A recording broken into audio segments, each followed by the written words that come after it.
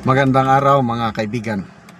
Bigyan natin ng reaction, opinion ngayon itong post ni Kipi Chu in response sa post ng balita, yung warning o pahayag ni Secretary John Vic Remulla, "We will arrest you." Sabi niya sa mga destabilizers sa INC rally. Basahin ko lang muna dahil bago ko ipaliwanag ha.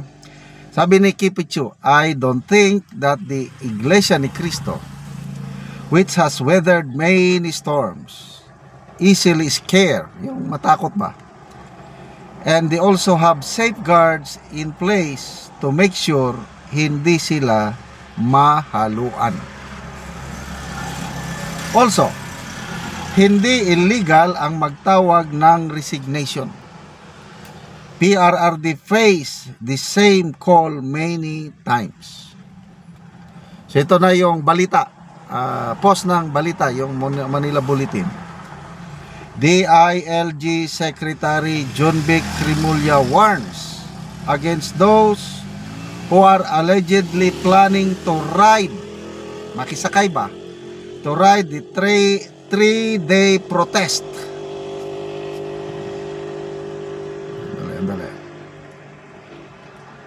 3-day protest of INC just to cause trouble. Ito yung exact word ng Secretary. "We will arrest you." Banta ni Remulla sa aamba ng destabilisasyon sa INC protest. Okay, so let's make it clear, ano?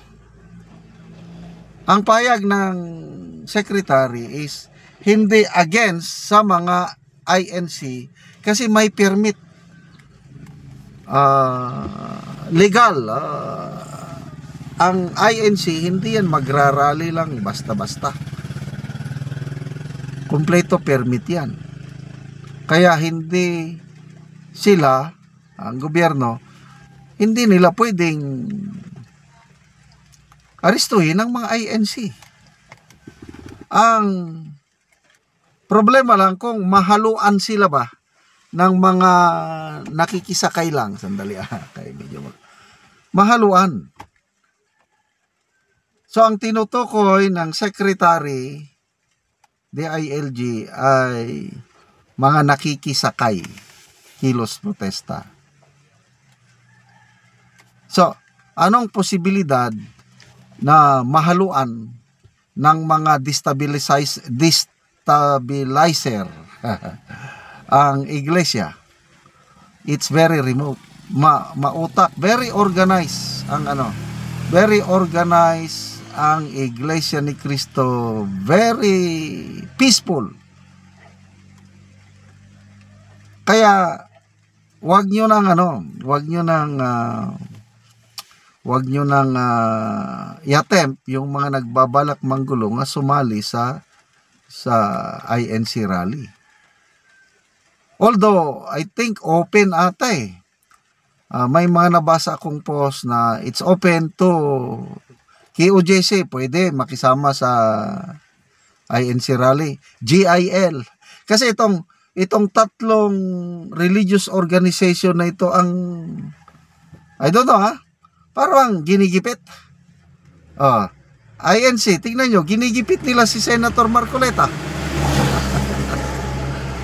Ginigipit, Senator Marcoleta. GIL, ginigipit nila si Senator Joel Villanueva. KOJC, di si Pastor Kibuloy. So, ang likelihood, tingin ko lang observation ko lang o opinion ko, maraming taga KOJC, maraming GIL nasasama sa And these are peace-loving groups, KOJC and GIL. Ang bantayan lang natin itong makakaliwa. Baka ito ang winawarningan siguro ni Secretary John Vic, itong makakaliwa, yung nangyari noong September 21, yung lumusob bigla sa Mindiola, yung nagsunog, yung mga nambato sa mga pulis. Yan ang bantayan natin na that's violence. Anong kasalanan ng mga pulis natin? They are deployed there to maintain peace and order, to ensure na walang masaktan. Ito namang mga makakaliwa na allegedly lang di umano, nagbayad daw ang mga makakaliwa ng 3,000 pesos each sa mga rallyista nila na nanggulo.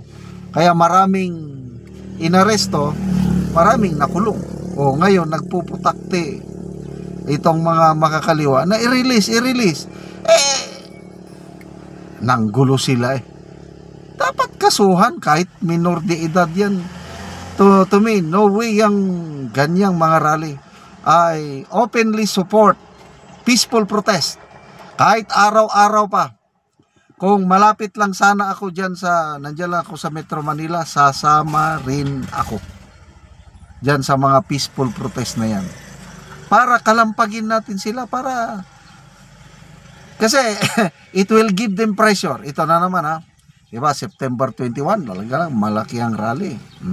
Balitang-balita yan sa international community.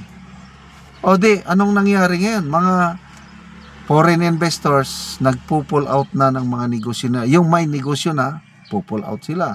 Capital, kaya stock market natin bumulusok.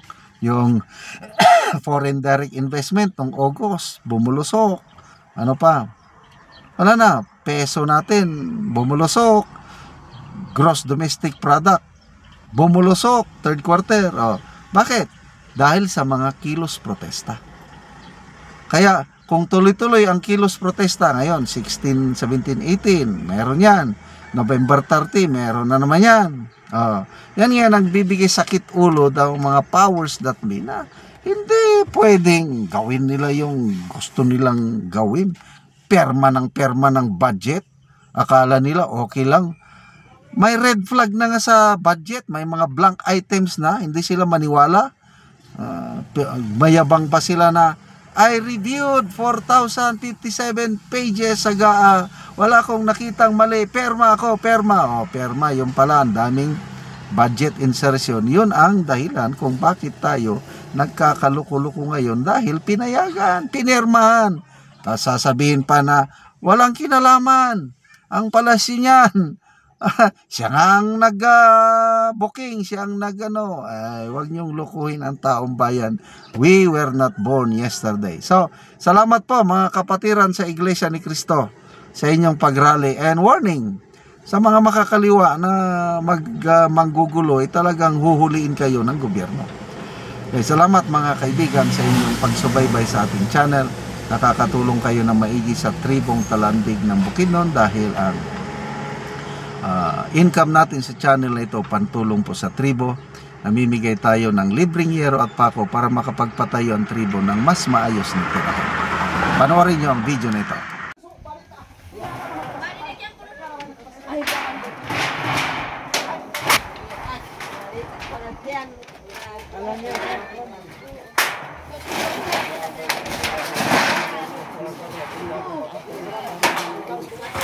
Awan magiyaw ko kay manok kung kay kau tayan at ay una tikaon.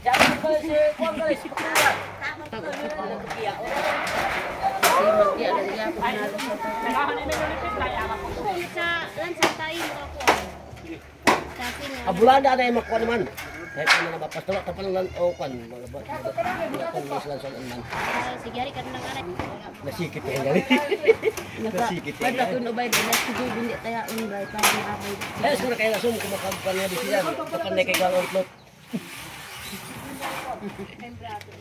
Okay. Salamat ulit kayo kay nakakalan ako. Ayabangan ako.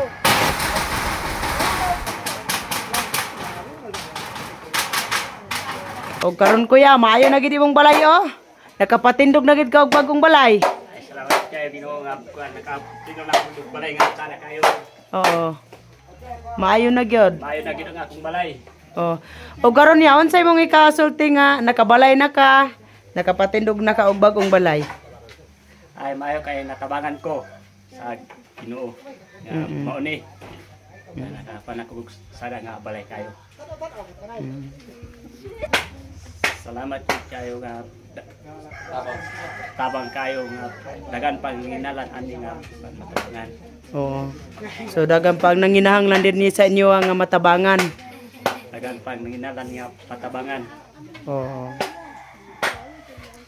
Pila day kabuki mong anak ya? Ay, isa pa. Isa pa imong anak.